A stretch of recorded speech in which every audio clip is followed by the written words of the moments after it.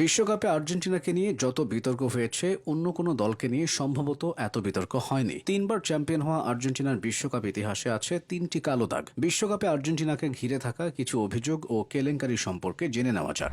১৯৭৮ সালের সামরিক শাসন ও বিশ্বকাপ আয়োজন বিতর্ক। আর্জেন্টিনার ফুটবল ইতিহাসের প্রথম বিশ্বকাপ জয়ই ছিল বিশ্ব ফুটবলের সবচেয়ে বড় রাজনৈতিক বিতর্কে ঘেরা। ১৯৭৬ সালে এক সামরিক অভ্যুত্থানের মাধ্যমে আর্জেন্টিনার ক্ষমতা দখল করেন কুখ্যাত শাসক হোর্হে রাফায়েল ভিদেলা। তার সরকারের অধীনে সেদেশে হাজার হাজার রাজনৈতিক বিরোধী মতের মানুষকে অমানবিক নির্যাতন করা হচ্ছিল। আর ঠিক তখনই বিশ্ববাসীর চোখ নিজেদের অপরাধ থেকে অন্যদিকে ঘোরাতে ১৯৭৮ সালের বিশ্বকাপ আয়োজনকে হাতিয়ার বানায় এই জান্তা সরকার। বুয়েন্স আইরেসের যে স্টেডিয়ামে আর্জেন্টিনা ম্যাচ খেলত তার থেকে মাত্র কয়েকশো মিটার দূরে অবস্থিত ছিল সামরিক বাহিনীর কুখ্যাত টর্চার সেল বা বন্দিশালা। কুখ্যাত শাসক ভিদেলা নিজের রাজনৈতিক বৈধতা এবং ক্ষমতা টিকিয়ে রাখতে পুরো টুর্নামেন্ট জুড়েই রেফারির সিদ্ধান্ত এবং প্রতিপক্ষ দলগুলোকে নানাভাবে প্রভাবিত করেছিলেন বলে অভিযোগ ওঠে। খেলার মাঠকে রাজনৈতিক প্রোপাগান্ডা হিসেবে ব্যবহার করার এমন উদাহরণ খুব কমই আছে।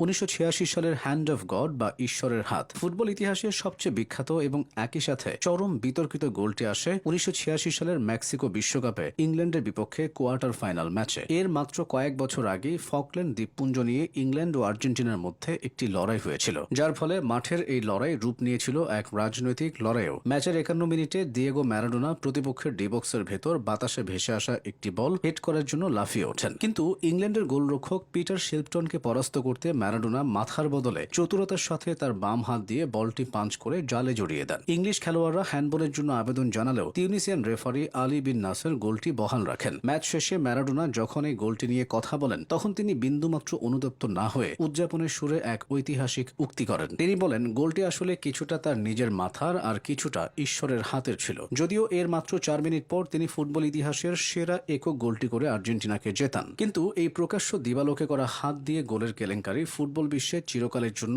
একটি নৈতিক দাগ রেখে যায়।